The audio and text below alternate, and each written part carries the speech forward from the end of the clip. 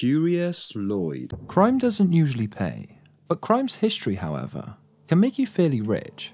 But buying and selling John Wilkes Booth's moustache clippings over and over again can work well. There are much more creative ways people have turned our fascination with killing into veritable cash cows. Just ask any serial killer out there. There's more than one way to skin a cat. The town where Osama bin Laden was killed is being turned into an amusement park. What do you do with a site where a great evil has been vanquished? Do you erect a shrine in honour of its victims? A museum to spread awareness? Do you build a statue only to pull it down again? Well, Abbottabad, the town where Osama bin Laden met his demise in 2011, decided on a different approach. They are building the wildest amusement park in the world, apparently. After 9/11, most of us were convinced that bin Laden was permanently hiding out in caves, fighting off rickets and loneliness. But for the last years of his life, he was in fact chilling in a walled villa in the Khyber Pakhtunkhwa province. So when he got sealed to death, the revelation really did a number on Pakistan's international cred, especially since the most wanted man on the planet was living embarrassingly close to both Pakistan's capital and an elite military academy. For the next few years, being known for harbouring an architect of evil wasn't doing Abbottabad's ailing tourist industry any favours. The town was once one of the premier holiday destinations in the region, which it was known for its pleasant climate and beauty, but it had been in steady decline for years. The last TripAdvisor review only read, "Loved my first stay, great outdoor climbing, but when I ordered room service, 6 armed men barged in and repeatedly shot me in the head, 2 stars. Yes, pun intended. But that's all about to change. In order to wipe the slate clean, the rural government has decided to give Abbottabad a makeover with the help of some generous sponsors and land developer sharks. Khyber Pakhtunkhwa is building an amusement park and a resort, and not just any amusement park and resort. It's planned to be built over the next 5 years. The £30 million project will feature restaurants, ski ramps, a boating lake, a zoo, several water sports, rock climbing, and a mini golf course, all of which will offer guests a stay they will never forget. But Pakistan's tourism board is quick to assert that this isn't some ploy to make people think Abbottabad as a tourist paradise instead of a place where bin Laden spent so much time that his favourite coffee was the usual. But this project has nothing to do with Osama bin Laden, said the provincial minister for tourism and sport. This ridiculously expensive project will surely boost the local economy, enrich several contractors, and restore the region's reputation. Josef Fritzl's rape dungeon is now an apartment complex for strippers.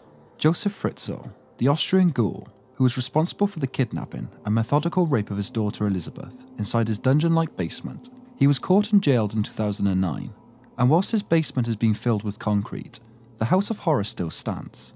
However, a couple of entrepreneurs say they found a way to make everyone forget the house was once a symbolic of exploitative misogyny and female slavery by stuffing a bunch of young strippers into it. When Fritzl was put behind bars and his family was free, the Fritzl house in Amstetten, near Vienna, was put on the market. Unsurprisingly, it did not attract a lot of interested buyers. The front is south-facing, the interior is outdated, and the basement used to be an incestuous rape prison. But where most see a nightmare with a leaky roof, some see opportunity. The property was eventually bought by Ingrid Horska, wife of a local strip club owner, Herbert Horska. Horska aims to turn the house into 10 apartment units for their strippers. We have lots of trainees, some from nearby towns, which begs the question, if they're still in training, does that make the house technically a dorm for strippers? But Horska has an even nobler goal than stockpiling strippers, banishing evil. It can't stay empty forever. We need to bring life into it. In 2 years, it will be a house like any other. And so, by rebranding the Fritzl house as a 10-trainee stripper boarding house, like any other, they'll bring down the curtain on the house's past. O.J. Simpson's getaway Ford Bronco is available for parties. O.J. Simpson is the most famous legally not a murderer in the world. But his biggest moment of infamy came before his trial, when he briefly tried to escape the police for a gripping 90 minutes. The entire world was watching a white Ford Bronco going about 30 on the interstate while cops were patiently waiting for Simpson to run out of fuel or die of old age. In the car with Simpson was his longtime friend, short-term hostage Al Cowlings, who owned the Bronco. But after the chase, Cowlings received numerous offers from the crime enthusiast to buy his car, which by now was more famous than the football player himself. Cowlings was originally going to sell the car to a company called Starterfax, but when OJ's former agent, Mike Gilbert, discovered it was going to be used for touring people from the chase scene to Nicole Brown Simpson's grave, he and some friends bought it instead to keep it out of the spotlight. So for over 15 years, the Bronco hadn't been driven for more than 20 miles. It had been carefully hidden in a garage complex with 4 flat tyres and enough dust to write a Russian novel in. Not that Gilbert didn't receive plenty of bids for the Bronco, but he and his pals had no intention of profiting from it. They merely enjoyed owning the second most viewed car in American history. You could probably guess what the most viewed car is anyway. But then, the Luxor Hotel in Las Vegas made the owners a different offer. They wanted to rent the mobile hostage situation and put it in front of their exhibits on a sports memorabilia. After realising they could still make some money off the Bronco without having to part with it, Gilbert agreed and took the car back on the road. After its stint in Vegas, the car was carted to Connecticut to serve as a lawn ornament in an ironic art show before eventually winding up in the part of the Alcatraz East Crime Museum that isn't all depressing black and white photos. But then in August 2017, with OJ coming back in the news over his impending parole, Gilbert and his co-owners felt it was time to turn a beat-up car into a few dozen college funds. They agreed to sell it on history's porn stars for a whopping £250,000, a tad more than a shitty 90s SUV tend to go for on eBay. However, the deal fell through, so now the Bronco is again sitting in a car park waiting for a new owner. What a coincidence, because OJ is out and he'd definitely need a new car. He could even take the Bronco on a trip down memory lane, or as homicide detectives call it, returning on the scene of the crime, allegedly. The gun that killed Lee Harvey Oswald can shoot money. Guns are the ultimate get-rich-quick scheme. It's so easy. Simply point one at someone and they give you their valuables, even though they're all terrifying cash machines for sociopaths. One gun has proven itself to be a veritable golden goose. Even shooting a few rounds could make you filthy rich. This .38 Colt Cobra revolver reached immortality when Jack Ruby aimed it at Lee Harvey Oswald and shot him in the chest. JFK's killer died, Ruby was arrested, and the gun ended up in the evidence locker. But when Ruby died of cancer a few years later, the gun entered a long and angry custody battle between Jack's brother Earl and his former lawyer. Finally, in 1991, a judge ruled that the gun got to live with Earl, who held the weapon that changed history, the instrument the most important thing his family had ever done, and immediately sold it in order to pay for all of his debts and ginormous legal fees. The gun was snatched up for a whopping $220,000 by a buyer who wished to remain anonymous.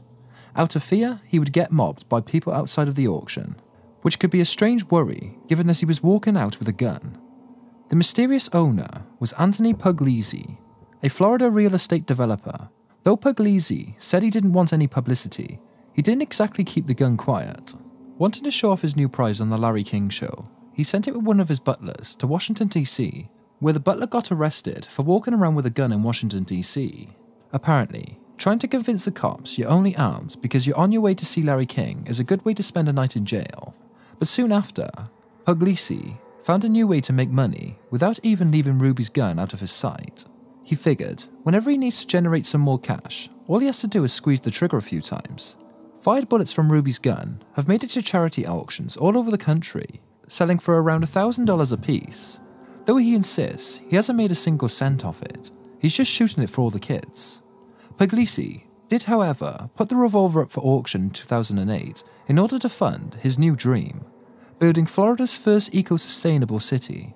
However, the auction fell through when he refused to part with it for less than $1 million. John Wayne Gacy's brain was featured on a reality show. When you're famous, everyone wants a piece of you, dead or alive. But not even the maddest of prophets could have even predicted that the brain of the most famous serial killer would find its way into the hands of the most boring reality star. John Wayne Gacy was a serial killer and rapist and the creepiest clown during the 70s. He was responsible for the deaths of over 30 boys and men, which resulted in his capture and execution in 1994. But for an entire decade, nobody was really sure what had happened to Gacy's brain. Eventually, the brain was discovered in the possession of Dr. Helen Morrison, who had been keeping it in slices in her basement. Morrison, a forensic psychiatrist specializing in sociopathic behavior, had interviewed Gacy many times during his incarceration. After his death, she managed to talk to his sisters into giving her ownership of his brain, so she arrived at his post-mortem, bagged the brain, and drove off with it sitting in the passenger seat. She then hid away the body part in a hidden compartment in her basement so nobody would ever find out. Over the next years, Morrison quietly invited researchers over her basement to examine the brain tissue for her own private research. However, nothing important was ever discovered, so the good doctor put her research on pause, in the hopes that scientific development would discover new ways to poke around in a brain.